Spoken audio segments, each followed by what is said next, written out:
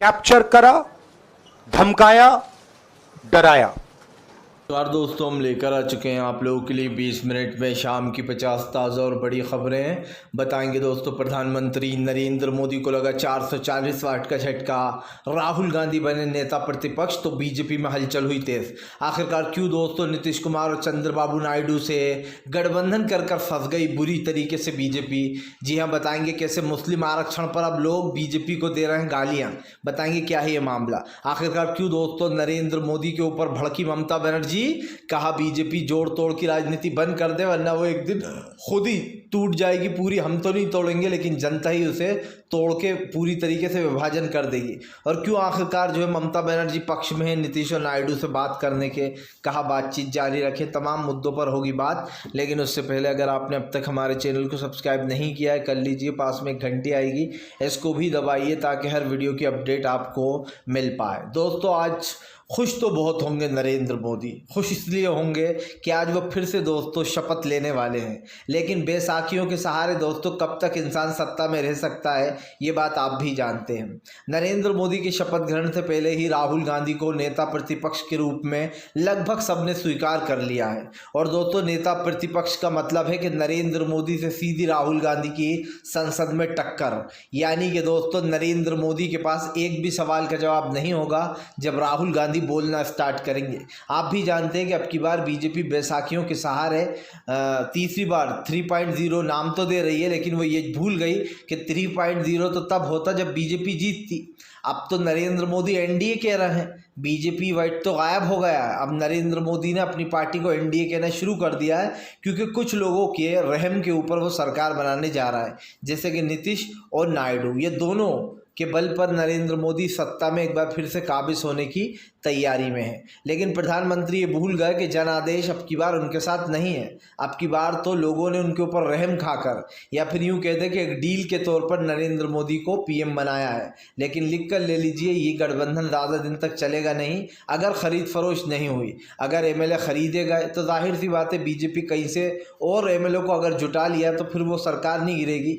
लेकिन मुझे लगता है कि उससे पहले ही सरकार का गेम ओवर हो जाएगा। आपको बताते चले दोस्तों, भारतीय जनता पार्टी के ऊपर जमकर भड़की ममता बनर्जी। ममता बनर्जी बोली बीजेपी अपनी जोड़ तोड़ की राजनीति बंद कर दे, जनता ने सबक सिखा दिया है वरना बीजेपी खुद ही टूट जाएगी। हम तो नहीं तोड़ेंगे लेकिन जनता ही उसे तोड़ देगी। दरअसल दोस्तों, विपक्ष कभी भी खरीद फरोश की बात नहीं करता है। विपक्ष बिलीव करता है दोस्तों लोकतंत्र पर, गांधीवादी बातों पर और बाबा साहब अम्बेडकर की बातों को। लेकिन एक चीज़ साफ दिखाई दे रही है कि देश में बाबा साहब अम्बेडकर के संविधान की भारतीय जनता पार्टी ने धज्जियां उड़ा दी। बाबा साहब अम्बेडकर के संविधान को ख़त्म करने की बात करके नरेंद्र मोदी ने अपने पैरों पर कुल्हाड़ी मारी थी। आप समझिए, ये लोग कहते हैं कि नरेंद्र मोदी का कोई ऐसा वो नहीं था इरादा, ये तो गलत अफवाह फैलाई गई। आप समझिए दोस्तों, आपकी पार्टी के नेता कह रहे हैं कि हमें 400 सीट जिता दो, हम देश के संविधान को बदलना चाहते हैं। आप मुझे इतनी सी बात बताइए दोस्तों कि क्या किसी में इतनी हिम्मत है कि वो नरेंद्र मोदी से बिना पूछे ताछे इस तरीके का बयान दे? किसी में इतनी हिम्मत नहीं है। क्योंकि याद होगा नरोत्तम मिश्रा लोगों की बिकनियों पर कमेंट करा करते थे, तो बुरी तरीके चुनाव तो हारे ही वो मध्य प्रदेश में, लेकिन नरोत्तम मिश्रा पर मोदी बरसे भी थे कि इस तरीके की बयानबाजी ना करा करें वो। लेकिन दोस्तों, जो लोग गोडसे को पूछते हैं, जो लोग गांधी को गालियां देते हैं, उसके साथ बीजेपी खड़ी रहती है। भले ही नरेंद्र मोदी मुँह से नहीं कहते, लेकिन नरेंद्र मोदी बुरा कहने वालों को रोकते भी नहीं है। इसका क्या मतलब होता है कि आपने अपने लोगों से कह रखा है कि जो अंधभक्त है उनको खुश करने के लिए तुम देश के संविधान को बदलने की बात करो, और मैं कहूँगा कि मेरा इसमें कुछ लेना देना नहीं, ये तो हमारे पार्टी के नेताओं की सोच है। वाह भैया प्रधानमंत्री जी, अगर आपके पार्टी के नेता इतनी घटिया बात बोल रहे हैं कि हम देश का संविधान बदलेंगे, आपको तो उन्हें बाहर का रास्ता दिखा देना चाहिए था, लेकिन आपने ऐसा नहीं किया। आपको बता दें चले दोस्तों, बीजेपी के ऊपर जमकर बरसते हुए नजर आया अखिलेश यादव। कहा उत्तर प्रदेश से सफाया कर दिया बीजेपी का, पूरी सफाचट हो गई है। दरअसल दोस्तों, उत्तर प्रदेश में अकेले अखिलेश यादव ने 37 सीटें जीती, तो वहीं कांग्रेस ने दोस्तों 9 सीटों पर धमाल मचाया है। अब तो आप समझ सकते हैं दोस्तों कि फिलहाल कांग्रेस की जो पकड़ है खास करके उत्तर प्रदेश में, वो एक तरीके से अखिलेश कांग्रेस के काम आए, कांग्रेस अखिलेश के काम आए। यानी कि दोस्तों जब ये गठबंधन बना तो वहाँ के दलित, पिछड़े, आदिवासी हमारे भाई, गरीब, मजदूर, जो सबसे दोस्तों आप समझिए गरीब नीचे वो हैं दोस्तों, जिनको परेशान किया जाता है। अभी मैंने हाल ही में देखा एक और दलित भाई के ऊपर पेशाब कर दिया गया। इस तरीके की घटनाएं आए दिन बढ़ती जा रही हैं और मैं कहता हूं कि इन लोगों ने, सब ने, खास करके मुस्लिम अल्पसंख्यक दोस्तों, दलित भाई, पिछड़े, आदिवासी, गरीब, किसान, मजदूर, इन लोगों ने मिलकर बीजेपी को हराया। और मैं तो आप लोगों को सल्यूट करूंगा, उत्तर प्रदेश की जनता को सल्यूट करूंगा दोस्तों कि आप लोगों ने इनको मज़ा चखाने का काम किया है। माना यही जाता है दोस्तों कि उत्तर प्रदेश से ही राजनीति शुरू होती है और उत्तर प्रदेश पहली आके ख़त्म होती है, क्योंकि उत्तर प्रदेश सबसे बड़ा राज्य माना जाता है सीटों के मामले में। और वहाँ की जनता ने बता दिया दोस्तों कि योगी का बुलडोज़र इनलीगली चलेगा तो हम जवाब देंगे। राम मंदिर बनाने के लिए आपने बेचारे मासूम भाइयों के घर को उजाड़ दिया। क्या वो हिंदू नहीं थे? क्या भगवान श्री राम ने ये कहा था आकर कि उन बेचारे गरीब लोगों का, जिनका रहने का कोई बसेरा नहीं, उनके घर उजाड़ कर मंदिर बना दो? नहीं कहा था। भगवान श्री राम ने यह भी नहीं कहा था कि बाबरी मस्जिद तोड़कर मंदिर खड़ा कर दो, जबकि आपने बाबरी मस्जिद की जगह मंदिर खड़ा किया ही नहीं है। आपने सिर्फ बाबरी मस्जिद इसलिए तोड़वाई ताकि ये मामला चर्चा में आ पाए और आपको थोड़ी सी इंटेंशन मिल सके, जबकि दोस्तों मंदिर वही बनाया गया है जो कांग्रेस ने जगह तय की थी। बाबरी मस्जिद बिना किसी रीज़न तोड़ी गई है और इसका खुलासा खुद दिग्विजय सिंह ने किया था कि बाबरी मस्जिद को तो जानबूझकर तोड़ा गया ताकि नरेंद्र मोदी सुर्खियों में आए कि देखो मस्जिद गिरवाकर हमने मंदिर बनवाया। लेकिन लोगों को ये जोड़ तोड़ की राजनीति पसंद नहीं आई। अब आप देखिए, जब अयोध्या तक में बीजेपी हार गई तो जो मोदी की, कहते हैं ना दोस्तों, आईटी सेल के लोग हैं, वो लोगों को, खास करके बेचारे गरीब, मजदूर, किसान, आदिवासी और ख़ास करके दलित भाइयों को गाली देने लगे कि ये लोग हिंदू विरोधी हैं। अरे भैया, हिंदू विरोधी तो तुम लोग हो, शर्म आना चाहिए तुम्हें। किसी गरीब को पीट कर तुम कहते हो जय श्री राम। तुम लोग जो है यहाँ पर इंडिपेंडेंस डे के दिन नारे लगाते हो जय श्री राम, जबकि नारा लगाना चाहिए भारत माता की जय। प्रभु श्री राम ने कभी ये नहीं कहा था कि दूसरे को दर्द पहुंचाओ, बल्कि वो दूसरों के दर्द भी अपना लिया करते थे, ले लिया करते थे। ये थी प्रभु श्री राम की वो। आप कहते हो कि जो हाँ राम को लाए हम उनको लाएंगे। अबे बेवकूफ़ो, तुम राम को नहीं लाए हो, राम तुम सबको लाए हैं। इतनी बात समझ लो। आपको बताते चले दोस्तों, फिलहाल एक बार फिर से भारतीय जनता पार्टी के लिए मुश्किलें खड़ी। नीतीश कुमार और नायडू ने बढ़ा दी बीजेपी की मुश्किल। इसमें सबसे बड़ा गेम चेंजर पता है कौन है दोस्तों? नायडू हैं, क्योंकि नायडू ने आंध्र प्रदेश तो जीता ही, लेकिन मोदी सरकार को यहाँ पर वो सपोर्ट भी कर रहा है। लेकिन सबसे पहले अगर कोई झटका देगा दोस्तों तो लिख के ले लीजिए, आज वो नायडू ही होंगे। और इसका सबसे बड़ा रीज़न मैं आपको बता रहा हूँ। दरअसल दोस्तों, नायडू इस वक्त बीजेपी के साथ भले ही हैं, लेकिन एक बात बता दूं कि नायडू ने ऐलान किया है कि वो मुस्लिम आरक्षण किसी भी हाल में ख़त्म नहीं करेंगे। और आप शुरू से देख रहे हैं, जब से चुनाव प्रचार शुरू हुआ है, और यही चुनाव प्रचार नहीं, लोकसभा का हर चुनाव प्रचार में नरेंद्र मोदी मुसलमानों के ख़िलाफ़ बोलते हैं, मुस्लिमों के ख़िलाफ़ अमित शाह मोर्चा खोले रहते हैं, ख़ास करके मुस्लिमों के आरक्षण के ख़िलाफ़। नरेंद्र मोदी और अमित शाह इस चुनाव में शुरू से कह रहे थे कि हम अगर जीत गए तो हम मुसलमानों का आरक्षण ख़त्म कर देंगे। जो 4% दिया जाता है, किसी भी हाल में मुस्लिमों को धर्म के आधार पर आरक्षण नहीं मिलेगा। जबकि दोस्तों आरक्षण धर्म के आधार पर मिल ही नहीं रहा है, आरक्षण उसके आधार पर मिल रहा है जो, जैसे कि दोस्तों, जो पिछड़े होते हैं बेचारे, जिनके पास बहुत गरीबी रेखा में जो आते हैं, ये उन मुस्लिमों को मिलता है दोस्तों। लेकिन नरेंद्र मोदी दोस्तों अपनी सियासत पे अब एक ऐसे इंसान बन चुके हैं जो थूक कर चाटने वाले हैं, क्योंकि चंद्रबाबू नायडू ने साफ कहा कि मुस्लिम आरक्षण ख़त्म नहीं करेंगे, ना ही वो जो 1 लाख रुपए देने वाले हैं हज करने वालों को, वो भी नहीं हटाने वाले। तब आप समझ सकते हैं कि नरेंद्र मोदी की नीतियों के ख़िलाफ़ है ये। नरेंद्र मोदी कहते हैं कि मैं मुस्लिमों को आरक्षण नहीं दूंगा, लेकिन चंद्रबाबू नायडू कह रहा है कि मैं दूंगा। तो अब आप समझिए पेच कहाँ फंस रहा है। सरकार कब तक चल पाएगी, कैसे चल पाएगी, ये तो नरेंद्र मोदी ही जाने। लेकिन मैं एक बात ज़रूर जानता हूँ, ये सरकार महीने भर भी चल गई तो भी बड़ी बात है। अगर नरेंद्र मोदी खरीद फरोश नहीं कर पाए दोस्तों, तो मैं लिख के देता हूँ ये सरकार 1 महीने के अंदर गिरने वाली है। लेकिन अगर ख़रीद फरोश करके और जुटा लिए लोग, तो फिर जाहिर सी बात है कि उनके पास थोड़ी ज़्यादा पावर बढ़ जाएगी। लेकिन मुझे नहीं लगता कि इतनी जल्दी कोई बिकेगा। लेकिन नरेंद्र मोदी ने अपना खेल चालू कर दिया है। जैसे ही सत्ता में आए दोस्तों, वो सबसे पहले प्रफुल्ल पटेल को क्लीन चिट दे दी, यानी कि जो CBI ED के केस चल रहे थे उनको बंद कर दिया गया, जो NCP को धोखा देकर आए प्रफुल्ल पटेल अजीत पवार के साथ। और एक बड़ा काम किया है, लालू प्रसाद यादव का केस फिर से खुलवा दिया। ये है नरेंद्र मोदी की असलियत। इसलिए जनता अब नरेंद्र मोदी से चिढ़ने लगी है कि आप विपक्ष के नेताओं को जेल भेजते हो। जैसे ही सत्ता में आए दोस्तों अपनी औकात दिखा दी, फिर से नरेंद्र मोदी ने लालू प्रसाद यादव का केस खुलवा दिया, क्योंकि लालू प्रसाद यादव नरेंद्र मोदी के सामने कभी नहीं झुके, ना उन्होंने बीजेपी से गठबंधन किया, ना उन्होंने बीजेपी के आगे कभी हाथ पैर जोड़े। यही लालू प्रसाद यादव है दोस्तों जिन्होंने नरेंद्र मोदी को हमेशा लाल आंख दिखाई, और इसीलिए नरेंद्र मोदी तेजस्वी और उनके पूरे परिवार से चिढ़ते हैं, क्योंकि वो नीतीश की तरह नहीं है जो बार बार झुक के पैर छूकर अपना अपमान करे। आपको बताते चले दोस्तों, भारतीय जनता पार्टी को लगा 440 वाट का झटका दोस्तों। राहुल गांधी को नेता प्रतिपक्ष चुनने के साथ साथ विपक्ष ने कर दिया बड़ा खेल।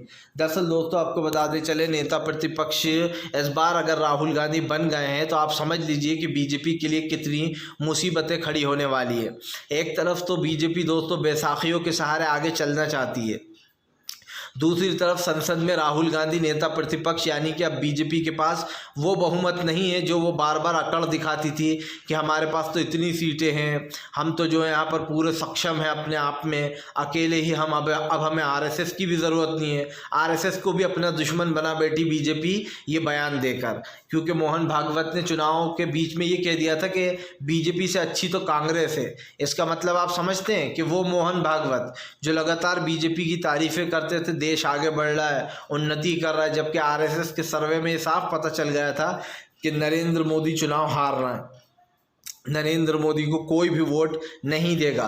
उसके बावजूद भी नरेंद्र मोदी चुनाव में खड़े हुए। और दोस्तों आप समझिए, एक तरीके से देखा जाए तो नरेंद्र मोदी को भी जनता ने बस 10 साल तक ही मौका दिया, हटा दिया। अब तो वो बैसाखियों के सहारे और कह रहे हैं कि वो नेहरू जी की तरह तीसरी बार बने। अरे भैया, नेहरू जी की तरह तीसरी बार नहीं बने, ये तो वो एक तरीके से लालच में बन रहा है। जिन लोगों को पदों के लालच दिए या फिर जिन लोगों को जो भी ऑफर दिया दोस्तों नायडू और नीतीश को, उसके बल पर वो पीएम बन पा रहा है। जबकि आप भी जानते हैं कि नरेंद्र मोदी एक बहुत बड़ा शून्य है दोस्तों, एक ज़ीरो है, और वो ज़ीरो ऐसा है दोस्तों जो दुनिया को ले डूबा है। आज हमने देखा कैसे गरीब, पिछड़े, आदिवासी परेशान हैं।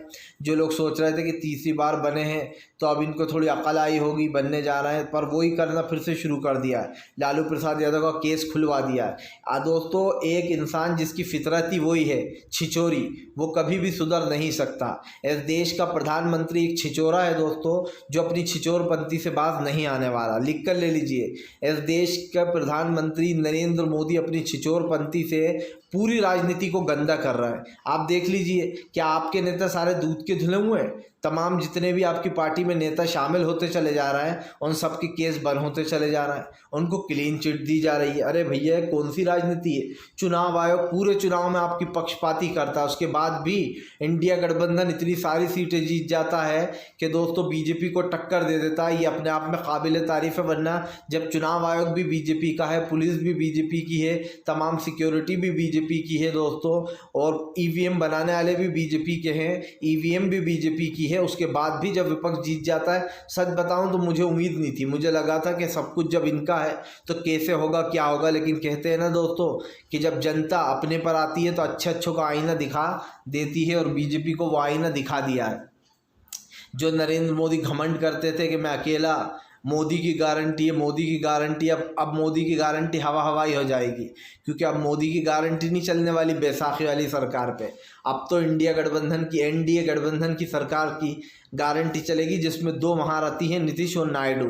हालांकि ये दोनों कब तक साथ रहते हैं कोई नहीं बता सकता, लेकिन एक चीज़ मैं दावे से कह सकता हूं दोस्तों कि बीजेपी खरीद फरोश की राजनीति करती है। अब जनता का मन उकता चुका है, जनता बहुत अफसोस में है। लोगों ने यह सोचा था कि राहुल गांधी देश के प्राइम मिनिस्टर बनेंगे, जनता का रिएक्शन आ रहा है कि हमें बहुत अफसोस हो रहा है, हम नरेंद्र मोदी को फिर से एक बार नहीं देखना चाहते थे, क्योंकि 5 साल तक फिर से वही झेलना पड़ेगा अगर ये रहे तो। हालांकि ये सरकार बैसाखी की है, जैसे कि मैंने कहा, नहीं चलने वाली। अगर ख़रीद फरोश नहीं हुई तो ये ज़रूर याद रखिएगा, अगर एमएलए बिक गए तो जाहिर सी बात है संख्या अच्छी खासी कर लेंगे वो, लेकिन मुझे नहीं लगता कि इतनी जल्दी कहीं के एमएलए बिकने वाले हैं। इतने में तो सरकारी भाई भाई धश धश हो जाएगी और स्वाहा हो जाएगी। आपको बता दें चले दोस्तों, फिलहाल एक बार फिर से भारतीय जनता पार्टी को लगेगा 440 वाट का झटका। अखिलेश यादव यादव ने दोस्तों छोड़ दी लखनऊ की राजनीति, एक्टिव हुए दोस्तों उत्तर प्रदेश में।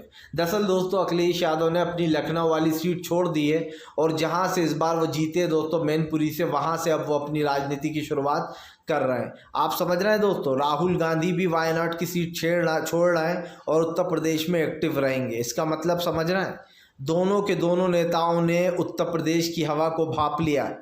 दोनों समझ गए कि अगर उत्तर प्रदेश में इसी तरीके का एक क्रेज बनाकर रखना है और उत्तर प्रदेश की जनता को हमेशा अपने साथ रखना है तो हमें उत्तर प्रदेश में एक्टिव रहना होगा। और मैं कहता हूं कि राहुल गांधी और अखिलेश यादव ने बहुत अच्छा डिसीजन लिया है कि वो उत्तर प्रदेश की सीटों पर एक्टिव रहेंगे, यहाँ से ही सांसद रहेंगे। राहुल गांधी वायनाड की सीट छोड़ेंगे और अखिलेश यादव लखनऊ की, और दोनों उत्तर प्रदेश की सीटों पर काबिज रहेंगे। इसका मतलब आप समझिए दोस्तों, जो जनादेश कांग्रेस और समाजवादी पार्टी को मिला है, जो सपोर्ट मिला है, उससे गदगद है दोनों ही, कांग्रेस भी और समाजवादी पार्टी। देखा जाए तो अभी कुछ दिन पहले तक कांग्रेस उत्तर प्रदेश में कहीं पर दिखाई नहीं दे रही थी, लेकिन दोस्तों सपा और कांग्रेस के साथ आने के बाद दोनों ने एक दूसरे को मजबूत किया है। सबसे पहले अखिलेश ने सिर्फ एक घोंसी की सीट जीती थी उपचुनाव में, उस वक्त बीजेपी कह रही थी एक सीट जीतकर इतना जश्न मना रहा है, लेकिन दोस्तों लोगों ने हवा तभी भांप ली थी कि अब अखिलेश का जादू और कांग्रेस का जादू चलने वाला है, क्योंकि ये दोनों मिल गए हैं।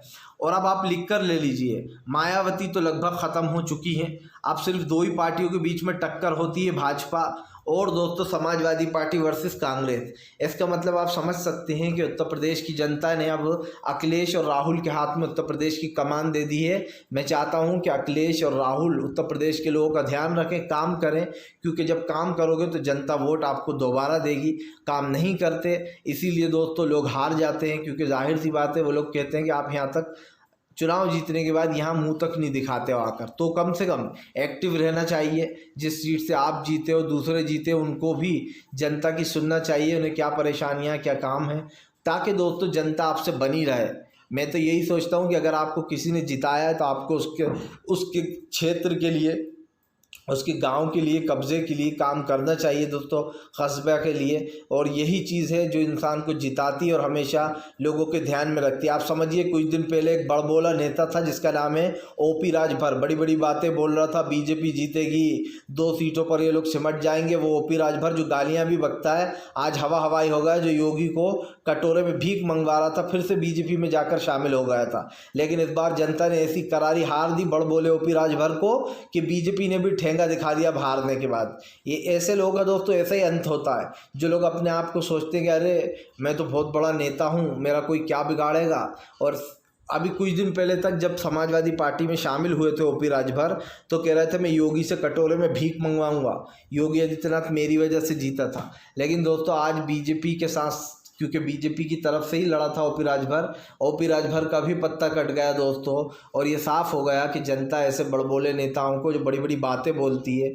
एक और है मैडम, जी हाँ, सिलेंडर रानी, जिनका नाम स्मृति ईरानी भी है, जनता ने औंधे मुँह फेंक दिया उठाकर। अच्छा हुआ 13 रुपये किलो चीनी बेचने चली थी, मोदी की चापलूसी करती थी दिन भर।